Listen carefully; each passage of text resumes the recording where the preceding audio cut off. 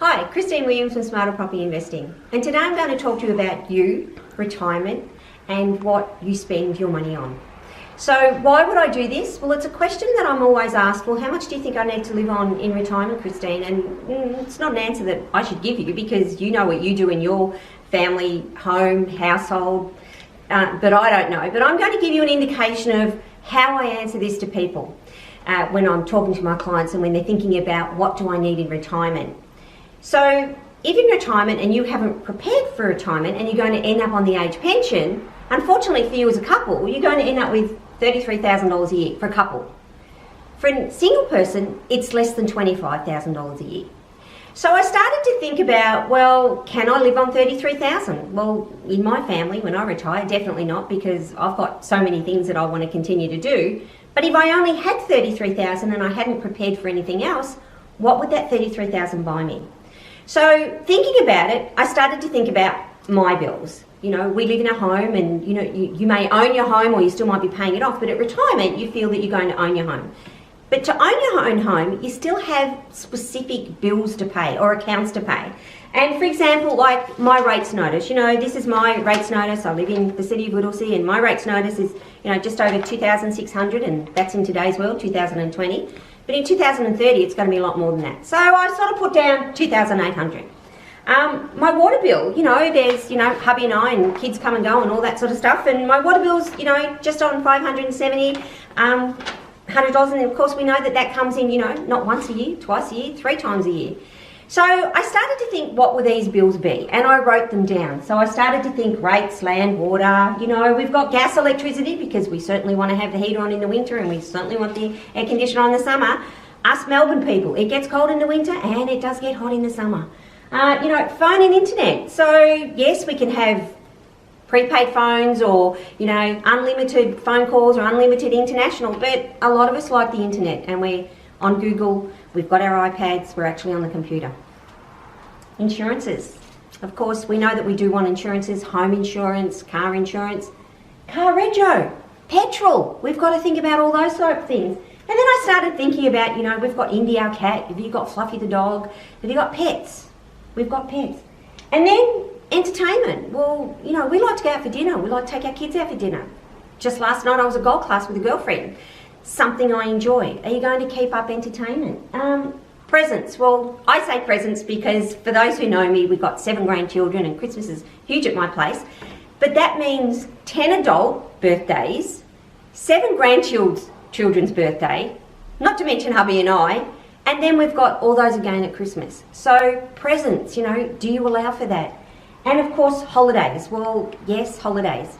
Now I have to tell you, when you're looking at this sheet, you're going to see that I've allowed $1,000 for Fluffy, $3,000 on entertainment, $3,000 on presents, and $3,000 on holidays. That's $10,000 a year just on stuff, okay, that you may or may not choose to use. But when I added all that up, it come to $24,000. And if you're an individual, if you're a single person, the pension is only around that much, and we haven't even eaten yet. Which brings me to household spending other than these accounts, these bills that you're going to have every day, every year. What do you spend on food? What do you spend on toiletries? What do you spend on household items? You know, toilet paper. We all need toilet paper, don't we? We need soap. We have a shower.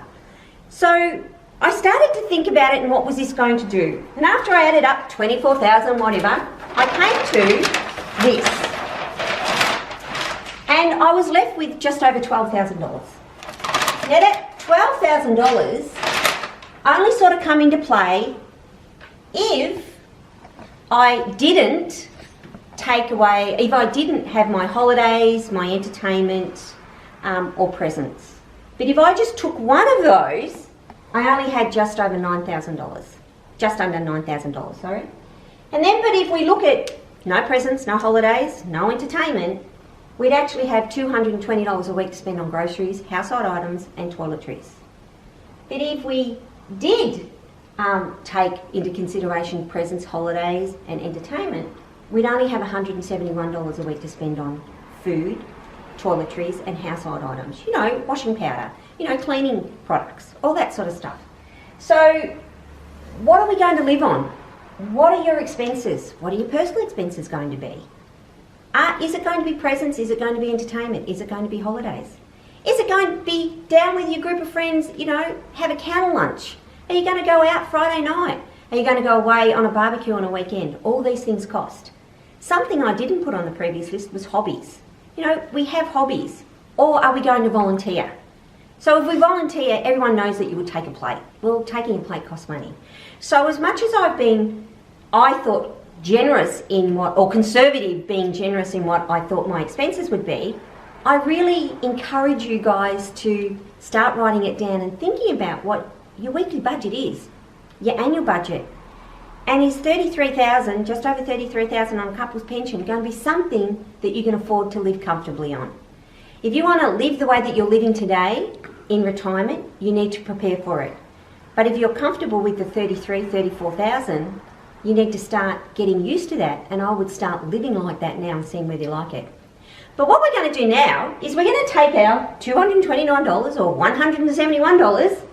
Here we've got cash, something that we don't normally use now. We tap and go, but we've got some cash here, and we're going to go off to Aldi because we feel that that's the cheapest place to buy groceries, and we're going to see what we can buy. I'm going to come back to you and show you what we've got, and then we're going to have the groceries out on the table, and we're going to see, is that going to give us a week's food or a fortnight's food? Is Fluffy going to be able to have Whiskers tin food, or what are we going to do there? And how well can we live? So I'm going to come back to you with the grocery list after I've spent the money and see if there's anything left over for the entertainment, the hobbies, the volunteering, the holidays, and anything else you want to spend your money on.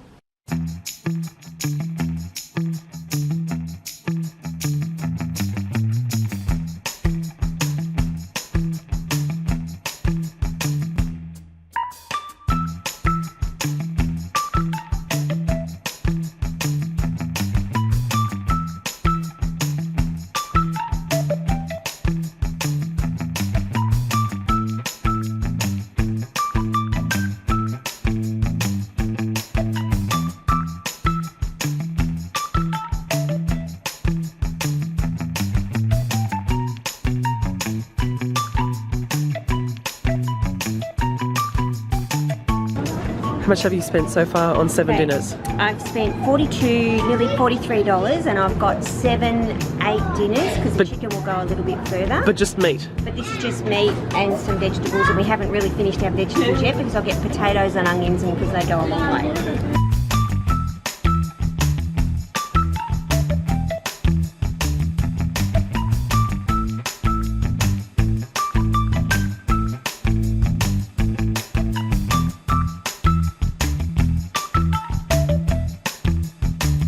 What are we up to so far?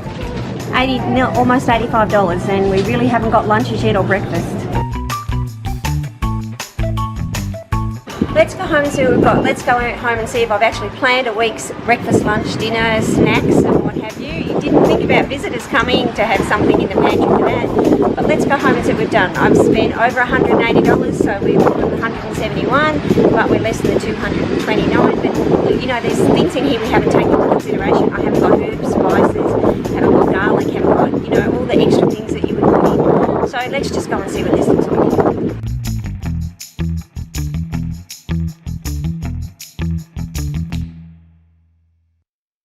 Here we are, Christine Williams with Smarter Property Investing, and we've come back from our shopping at Aldi, and we talked about if you decided to take one of the $3,000 spends, i.e. entertainment, holidays or presents, you would have $171 per week to buy groceries, household items and toiletries. If you didn't take any of those, you had $229. So what we've done here is that we've tried to buy a week's worth of food for breakfast, lunch, dinner, snacks in between. But as you can see, there's some household items here that normally you wouldn't buy. And I'll just show you here the docket. We spent $185. So everything that you can see here is $185. And with that $185, yes, we've got some, washing powder that we know that, it's not going to last a week. It's going to, perhaps last a month, maybe 2 months, maybe even 3 months. But we know that the toilet paper is not going to last 3 months. It might last, 3 weeks. Of course, the tub of margarine, and we've gone margarine, not butter, because that was cheaper, that's going to last a couple of weeks. So there's some staples here that will last longer than a week. We've gone ahead and done one shop, okay? So this would be, you know, we've got 2 loaves of bread, so we're thinking about sandwiches for lunches, toast for breakfast, you know, Vegemite you're not going to buy every week, you know, you buy it every couple of months. But what we haven't got here is the things that I'd like you to think about. Yes, you can see that that's a lot of food, and yes, it was $185, but think about what's not here. And the things that aren't here are, what about if you felt like a chocolate?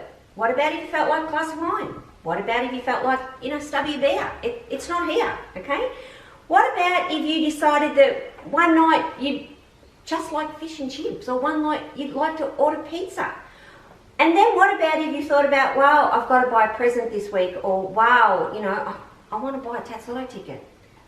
So I'd like you to see what is here, but then I'd like you to think about what's not here. Because we've actually used our budget. We've actually used the surplus funds left over from our pension. Now, yes, this is a lot of food, and yes, we could do lots of things with it, but it's not the way that I'm currently living today. And when I'm preparing for my retirement is so that I can consistently keep up doing the things that I do today in my retirement. You know, that R word where you go from paid work to unpaid work and you're relying on the pension. So what isn't here? I can tell you, I like to drink a bottle of wine over the week. I have a glass of wine every night. I can tell you that my husband plays golf, and he plays golf twice a week. That's not here. I can tell you that, you know, last night my girlfriend and I, Sunday night, we went out to the movies. We went golf class. That's not here. Next week I'm travelling interstate to see one of my daughters, her husband of course, and our grandchildren. That's not here. So I want you to consider what's not here, because I want you to live the life that you're currently living, and to do that you need to prepare. If you don't prepare, you're going to end up on this and not enjoying the lifestyle that you want. So one of the things I'd like to talk to you about was the actual stress of doing this, okay? I'm quite fortunate that I don't have to worry about what I put in my basket, my trolley at the grocery shop, when I do it, when I shop, or even how I shop. So the stress really got to me. I had my phone out and I was adding up, and every time I put something in, I knew my budget was, you know, $171 to $229, and it was extremely stressful. I have never really thought about it. I'm quite fortunate that, you know, I'm preparing for my retirement, and I am being able to go to the supermarket. And by the way, I don't have to particularly shop at one supermarket. I can shop wherever I want, and I don't have to worry about what goes into the basket. We've looked at this, and I've tried to have a meat meal, you know, maybe 5-6 times a week.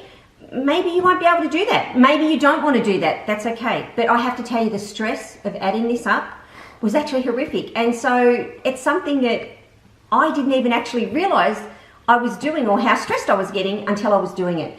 So that's something I uncovered by doing this myself today. As much as I did it, walked around with my phone and I was adding things up, you know, I was putting in wrong digits. And did I do it right? Gosh, do I have to start again? There was things in the basket, and that was quite stressful in itself.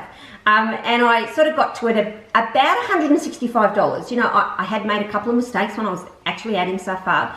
But I'm thinking, I've got $171, I've made $165, I've only got $6 left. And you know, guys, I hadn't even bought toilet paper or shampoo yet, okay? And that I started to stress about. And so I thought, well, let's just go and put it in and let's see what it comes to. And as you saw, it was, you know, over $185. So what if I didn't have $185? Because you saw that I had cash. What if I didn't have $185? What was I going to put back? And how embarrassed would I have been at the end of the register, where I had to start saying, no, please put that back, no, please put that back, no, please put that back.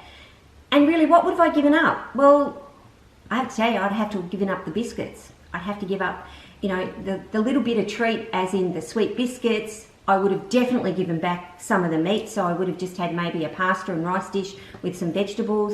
You know, when it thinks about what I would have given up, you know, it would have got to the point that maybe it was even good old Rusty or Fluffy didn't get his full meal that week, and would have I given back that as well.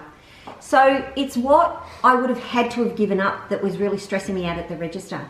And, you know, the register, the lady on the register, she was really great. She said, it's okay, if you want to put something back, you can.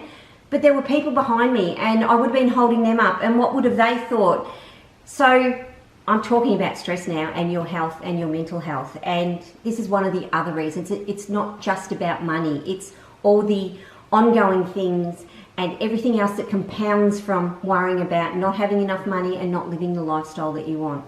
And if this is what you want to do, that's totally okay, that's fine. But if it's not what you want to do, I think it's time we had a chat, because if you've got 5, 10, 15 or even 20 years before you retire, you don't have to live like this. And I can teach you to still maintain the lifestyle that you've got today and enjoy the rest of your life without skipping a beat, without worrying about things, mitigating risk and moving forward, and then just teaching your kids if you want to do that as well. We've gone to Aldi. We did that because where I live there's actually an Aldi, but what about the people that don't have an Aldi near them? Look, I tell you, one of my daughters lives in the Northern Territory, no Aldi. So I did this. I do know that you can get, cleaning goods and things like that cheaper at Aldi. So I'm not sort of saying you have to shop at Aldi and live like this. What I'm saying is I went there, I used it, we looked at their price points, and when I was looking at things, for example, the margarine, I bought the biggest tub because it was the cheapest. I'm just trying to show you that when you've got $171, you need to make it stretch as far as you possibly can. And doing that, you may need to start changing some of your habits now. So, are we looking at shopping at Aldi? No, we're actually looking at what you will miss out on if you don't prepare. So I want your life to be enriched. I want your life to be exactly the same that it is, and I want you to be able to shop where you want, when you want, and buy what you want when you want. I don't want you to miss out on the good things. And when I say miss out on the good things, if all your money is going towards food, you're missing out on the things that you love to do. And I can tell you, we've got 5 adult children, married, and we've got 7 grandchildren. So when they come to our place, would this feed them? And as a grandparent, and I'm retired, if I was retired, I would still love to have my family here for dinner. I would still love to be able to provide for them. But maybe on $171 a week you can't. So maybe that's what, we're talking about you and your future and enriching your life and working towards making sure that that's what you can have, because you can do it through property. And that's exactly what I teach you to do. We use property as a vehicle so you can have the retirement that you want and enjoy a comfortable lifestyle. Do you want to buy the morning paper on Sundays? Do you want to go and get a book? Do you want to download something? Do you want Netflix? Think about all the things that you like. I hope that helps, and really I'm very happy to take any questions and see how I can help you build the future that you want and making you have a financially fit family.